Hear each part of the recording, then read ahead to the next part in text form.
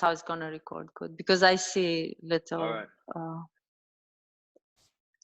Okay. Looks like we're live. Yes, we are. All right, everyone. I have the pleasure to have Mihaela. Mihaela, can you tell everyone, is it pronounced Telecan? Telecan, yes. Telecan. Mihaela Telecan, yes. Mihaela.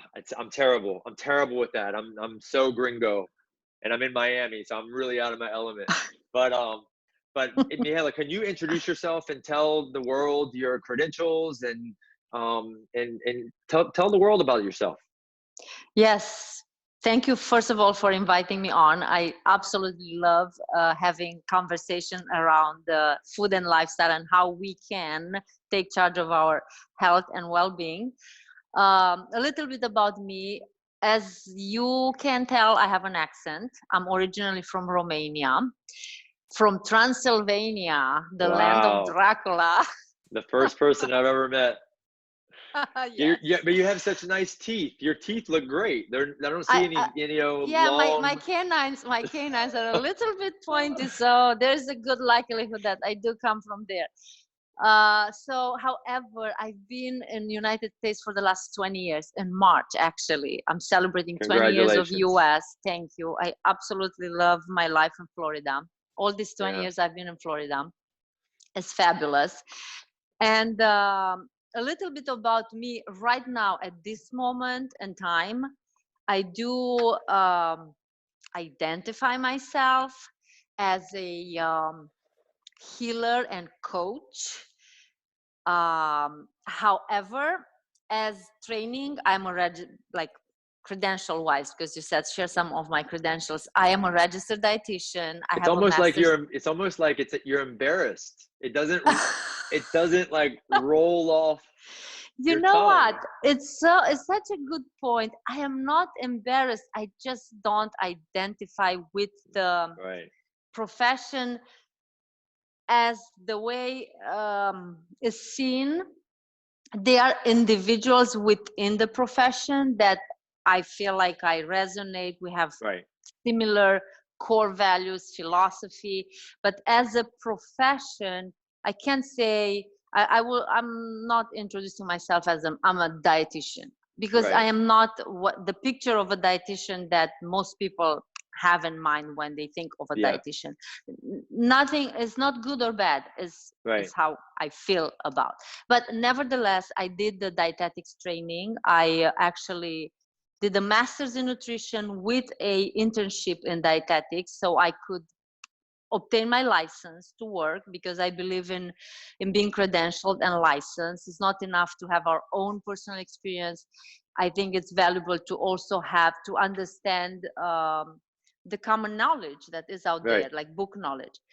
So I went through all the training. I did work a little bit in Miami at Jackson Memorial Hospital.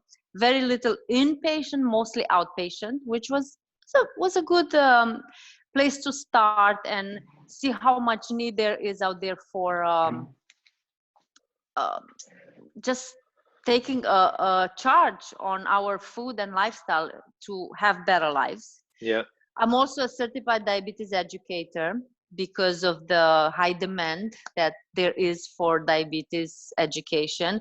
Not that, again, I use that certification the way is, although taking like a parenthesis here, the new CEO of diabetes ADA, I don't know if you saw the interview, she's actually a type 2 diabetic and she's using low carb.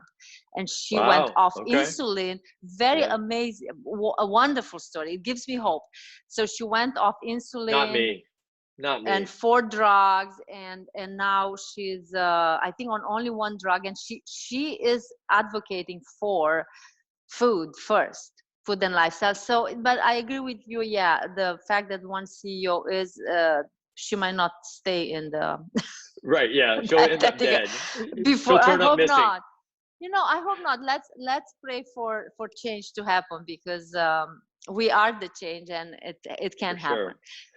So that's diabetes. But before that, in Romania, actually, I started my career as a veterinarian, and I was always interested in medicine and health, in understanding human and animal function, how I was in love with biology and chemistry, let's put it that way. Right. Veterinary medicine was a fabulous school to go through, hard like hell.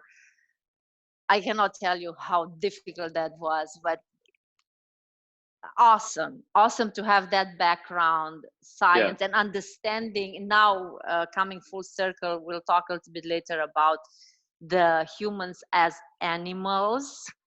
And understanding, you know, anatomy, physiology, comparative, all species, and using more of my common sense applied over knowledge. It really makes me see that unfortunately we are moving away from our human nature, which comes at our own disadvantage, despite all the technology and advances we have in science. And but I'm hopeful that we can, you know, it will be a comeback. I really do. So I don't know if this is confusing everybody to what what I do, and what my credentials are. Look, to me, and the reason why I invited you here is because you're so well-rounded. Like I love that you have so many experiences, because our audience, you know, they need that experience, and they that credibility that you have. So that's why you're here. So let's back up. I know we had talked a little bit about some sort of a structure to today's talk, but I feel like we need to dive into what you said a few minutes ago when it comes to traditional education or the university education, and how you weren't like so proud to say, you know, that I'm a registered dietitian, right? But what do you see, you know, as the problems at the university level when it comes to dietetics, traditional university dietetics? I think the whole nutrition science is not even only in dietetics. By and large, it's very difficult to conduct nutrition science because there are so many co-founding factors. So everything, I feel like everything we know and we draw the line and the conclusion in the nutrition world is very weak in a way. It's based on epidemiological data, observational studies. We can't hold the same high standards like randomized control trials, double-blind. Like a pharmaceutical drug, totally different. It's different because first of all, we deal with a human body, which is like the most amazing biological, chemical, energetical, electrical machinery. So each and every single one of us is unique. We are of a species of Homo sapiens, but as individuals, we are unique. So how I respond to broccoli, it might be very different than how you respond to broccoli in combination with everything else that I'm exposed to. So it's difficult to have causality, to draw clear lines that this causes that, and when it comes to nutrition. But most people take it as such, as gospel. I'm a rebel. I have almost an aversion to go into the latest peer review paper that comes out, because we can find 10 things or more that are not true about that latest headline. Right. Sure. So I'm almost like, you know what? I don't want to know about another peer review paper. I want to know, what are you doing, for how long, and how is it working for you? Right. How do you feel? Yeah. How is it working for you? Yeah. It may be peer review. It may be working for 10 other people. How is it working for you? Right. And if it's not, you must change. Try something different, right? Yeah, it's funny because I remember, I think it was like 2002, I had read the book Nutrition and Physical Degeneration by Weston Price. And also I was in Washington, D.C. at this time. So I'd read another book called Nourishing Traditions by Sally Fallon. And that led me to Mary Enig. And that led me on this, you know, I always say, like, there was a mentor of mine named Paul Chek. And Paul Chek was such an avid reader. And the people that were associated with him, you got his recommended book list.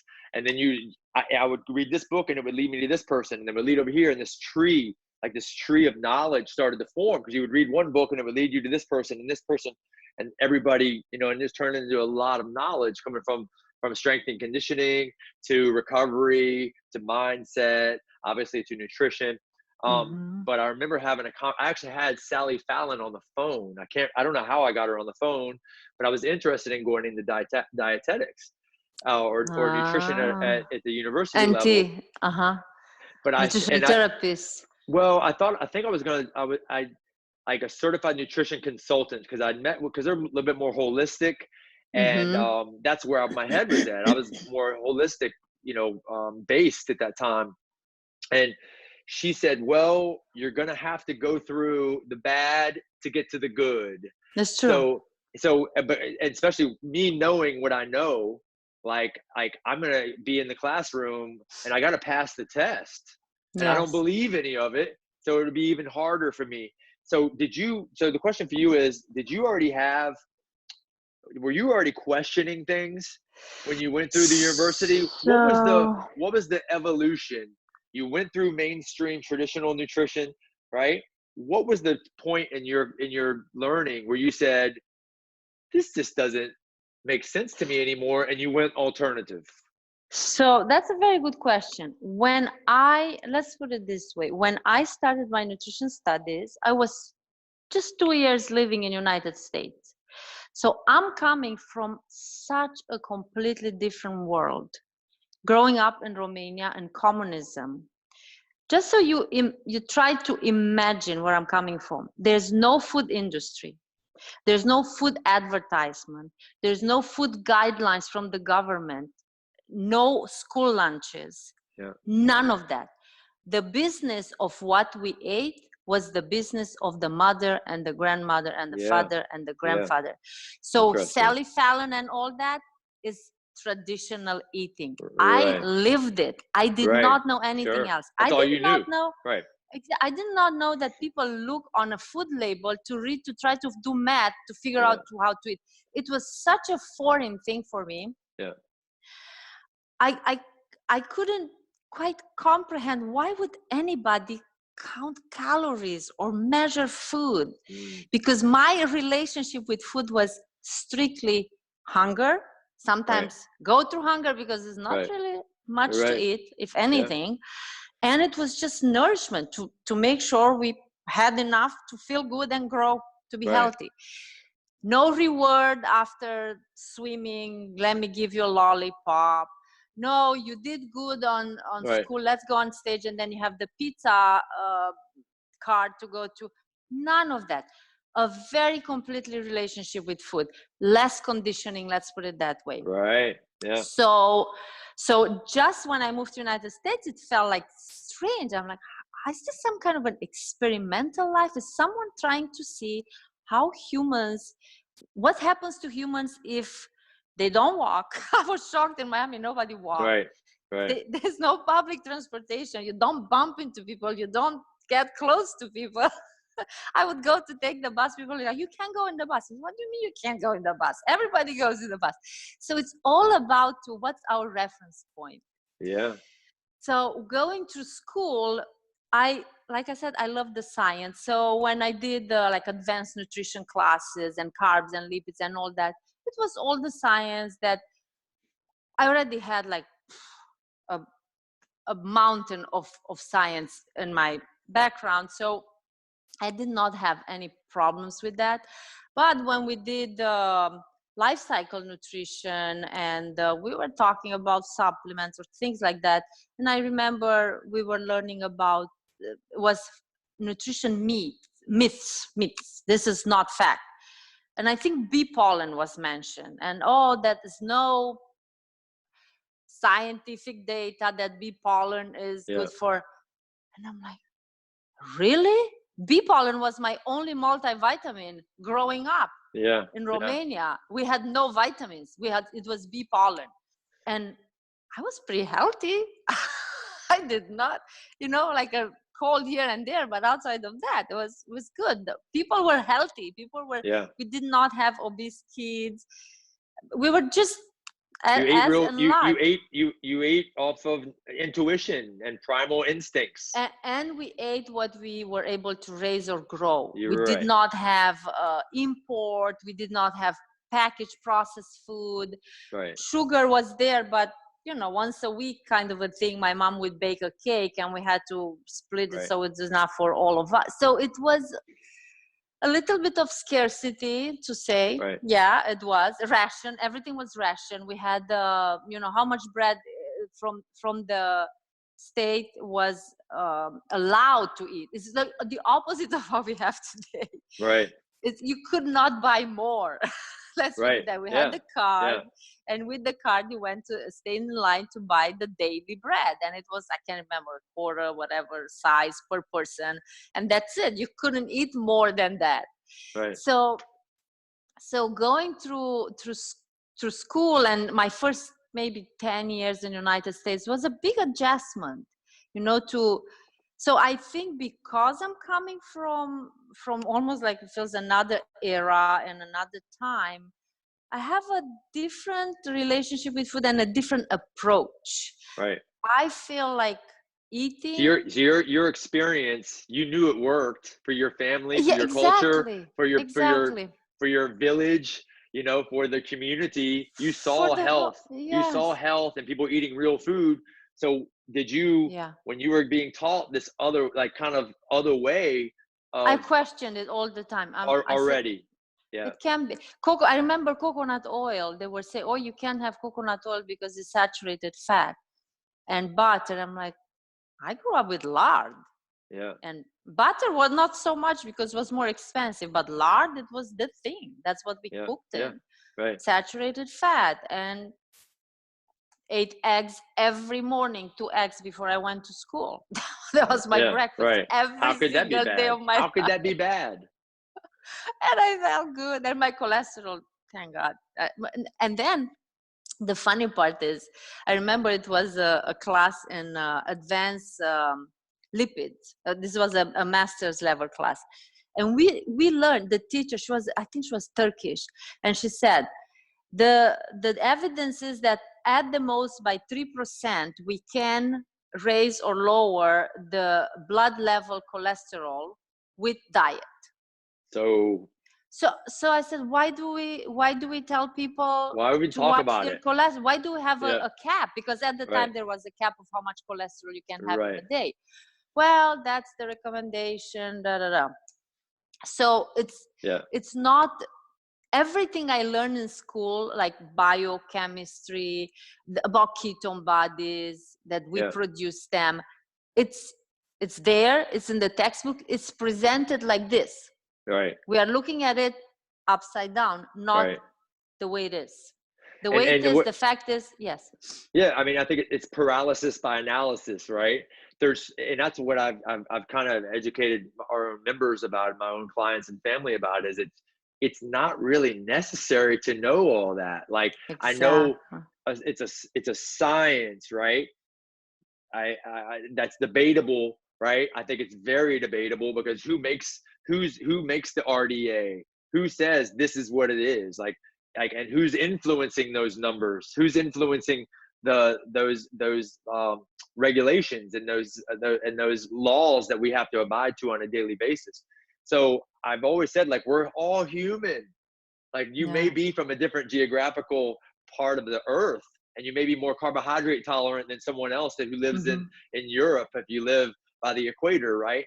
And we'll talk more about that stuff later, but we're all human. We have the same digestive system, you know? Yes. Yeah, we can get a little bit into that, because that's something especially since the last year when I had my breakthrough in terms of health. I went back and I looked at human, like the animal human biology, and what are we? I mean, I've always said we're cavemen with cell phones.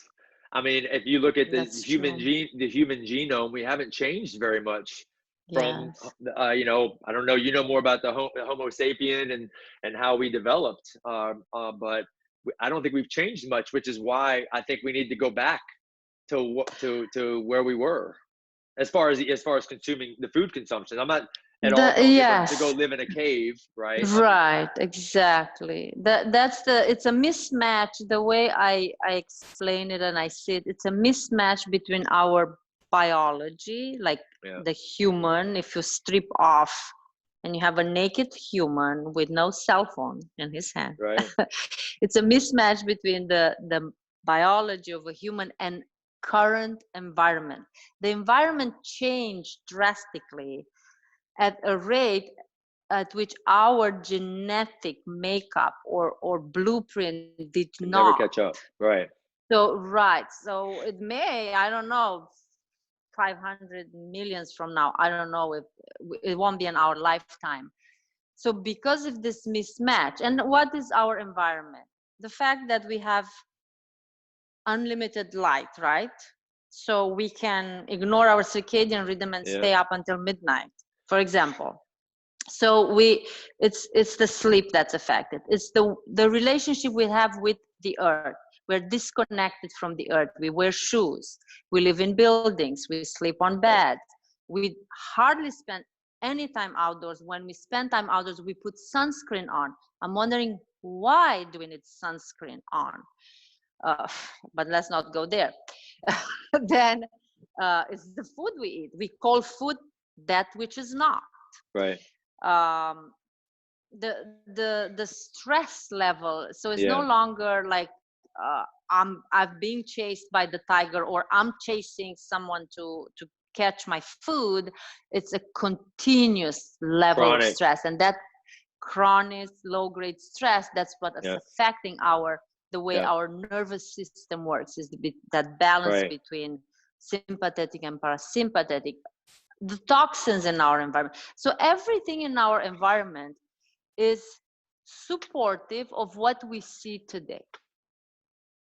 And it's obesity, funny, diseases, cancer, autoimmunity, depression, Alzheimer, all of this is the result of the way this human that's primal still, Stone Age, placed in an environment that's completely not supportive of its biology. So this mismatch is the reflection of what we see today. Like if we look at statistics, if you go into an amusement park, if you travel, you will see the sad reality of obesity from, children 8, 9 years old. Dementia and Alzheimer is like going skyrocket. Cancers at every age of every kind, autoimmunity, not to say diabetes, cardiovascular disease continue to be the highest cause mortality for most people. And we can't, it's not one thing, it's all combined. I mean, I've always said it's almost impossible. It's very difficult not to get cancer today, right? It's difficult not to be ill when you look at food, where you look at soil quality, you look at the way our animals are treated, when you look at the air we breathe, the water we drink, how we sleep, how we just our relationship with the earth and with our world in general, with other human beings. Like it's there's so many areas you can't pinpoint, but I do think there's, if you're aware, right? We talked about this behind the camera, like the awareness and paying attention to your body signals and re-educating yourself on health and unlearning what you, because we've been conditioned. Like they tried to condition you in school, right? And you fought that conditioning and you had an open mind. And what you and I are trying to do with this talk, and to the people listening, hopefully, is to get you to open your mind and question, right? And unlearn, because it's not working. It's not freaking working. Unless it's working. I say it all the time. If it's working for you, then keep doing it. Look at what you're doing. You have the formula. Keep doing it for as long as it's working. When it stops working, look at the formula, see what you need to change. It's not, and nobody has the answer for you. You have the answer for you. Your job, like you're saying, is to be aware, to choose, to take action and to analyze, evaluate, how is this working for me? And there's no guarantee. And be honest. Be honest, because there's no guarantee that you would live 120 to be 120, or be like you're saying, not to get any disease. There's never a guarantee. I cannot guarantee that to anybody or to myself. But what I know is that today I feel my best, and I take that.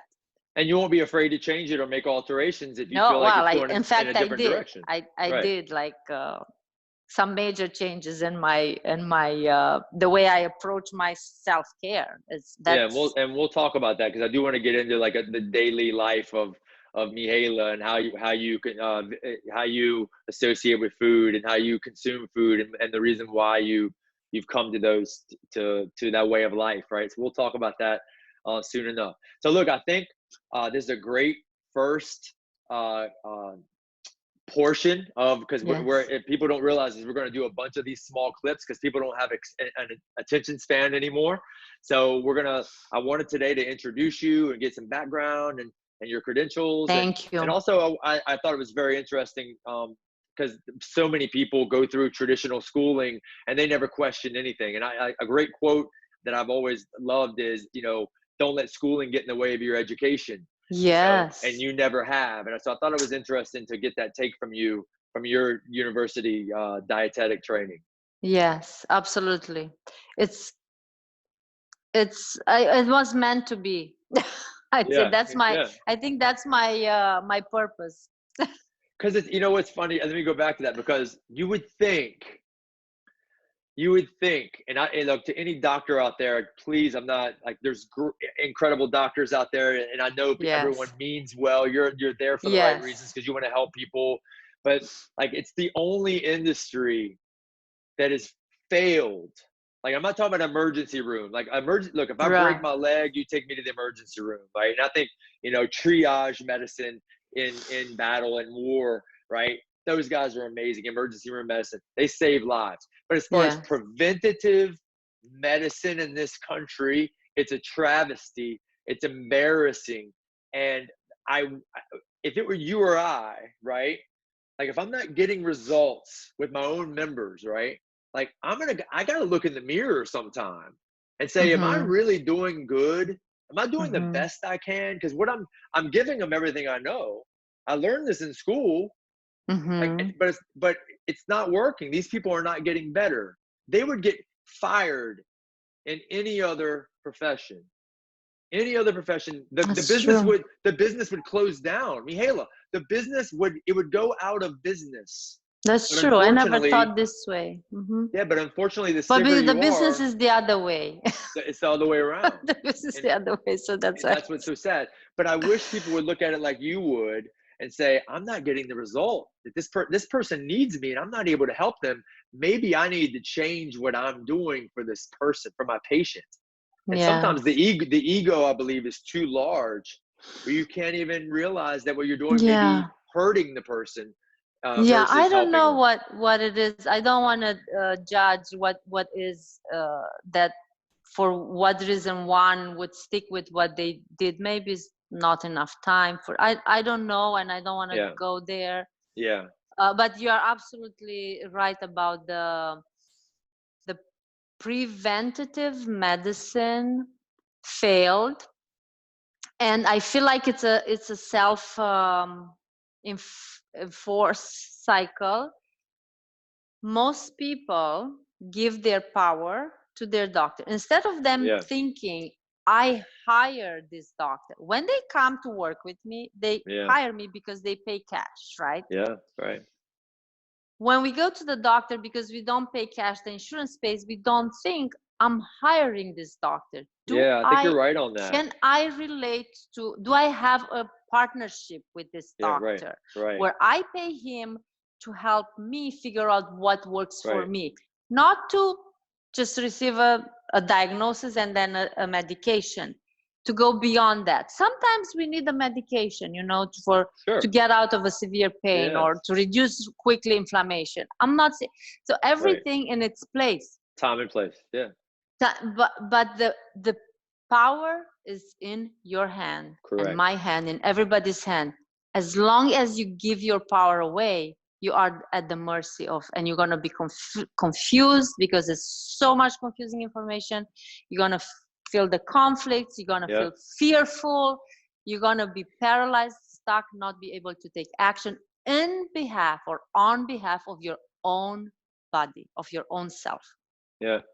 So if I have a message, is take charge of your self-care and medical care, and change the way you think about, I'm going to the doctor, like, oh, the doctor told me this. What, just this relationship, I was talking about the circle. People want it. You can't have something you don't want. And if you think you want a quick pill fix and continue with the lifestyle you have, that's fine too. Do that, be in peace with that. It's a choice.